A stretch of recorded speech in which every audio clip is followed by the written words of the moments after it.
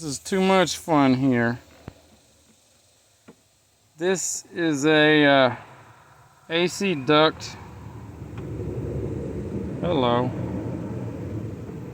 In the 96 Freightliner that the air cylinder got hung up and was leaking. It's normally extended because the spring inside.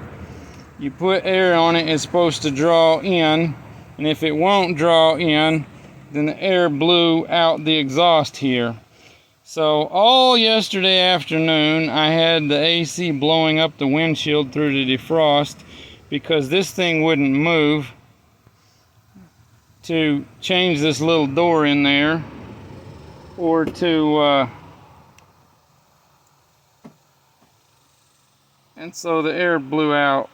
Why does this look like it's flashing? Must have a weak battery. Actually, it doesn't look like it flashing in my eyes. That must be the camera. But the stupid door in there, I had to see if it's hanging up or not. Best I can tell, the darn thing is not hanging up at any moment in time. I had to verify that because the used cylinder was taken out of the other truck and put in here, and only weeks later the stupid thing was blasting air out instead of moving. So thankfully there was already a new one available, but it was in the boss's office. So this cylinder is different than the rest of them in this cab. It hooks on here and goes right on there, a little bolt like so. And actually, why put the old one on, for example? I'll get the new one stuck on there right away and not waste time, because this situation isn't being understood. So I think I'm going to have to record this video and send this information.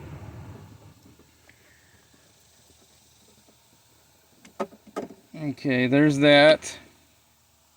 And before screwing it down tight, I had to go ahead and just take a sink. Ooh, that's nasty. Is that what kind of stuff's blowing up to my face? That's disgusting. And I tried to clean this filthy thing out. Oh, it's a wonder I'm not sick. I may spray some Lysol in this garbage before I put it back together. Maybe use the air hose and blow it out to make myself have a lot of dust right now. Where'd it go? Air hose. Too time consuming here. Air hose connects there. This one goes here. The other one goes over here. This is the glove box. And it's nice and clean, see? Okay. Air control. See if we can get all this in one shot. Camera up in my face because I'm in the seat. And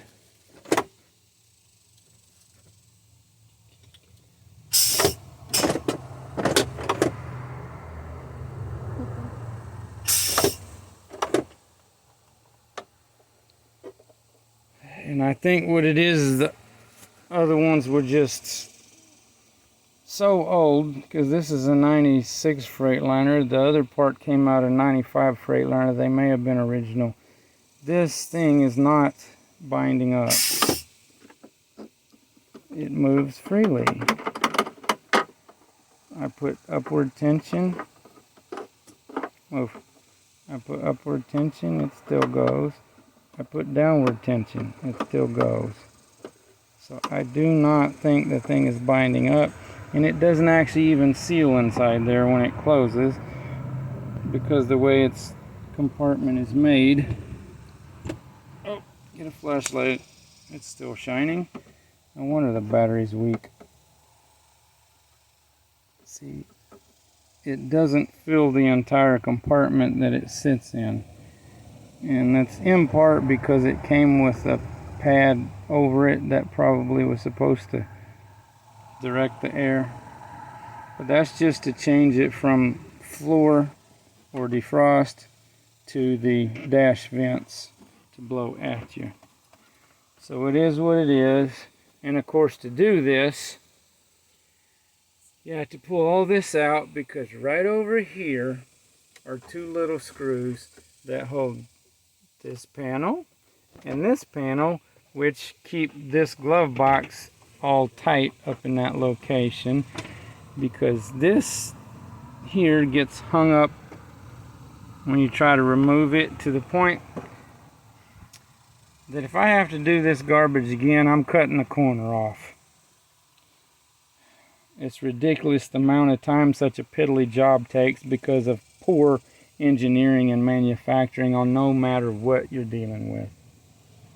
So now put it back together, and since the boss kindly met me also with a brand new stereo, the worn out junky CD player I put in there to replace the cassette player, can get replaced with a Kenwood that was bought about 7 years ago, I guess, and put it in here so I can plug it into it or play an MP3 in addition to a CD. So that'll be nice, instead of a little speaker up on the dash over there under the CP bracket plugged into the phone to listen to stuff that's educational instead of just garbage. So gradually life might get better, and there's definitely other vehicles to deal with, but I don't get to. Take care, look out for one another, and thank all of you that are helpful and supportful. Bless you all.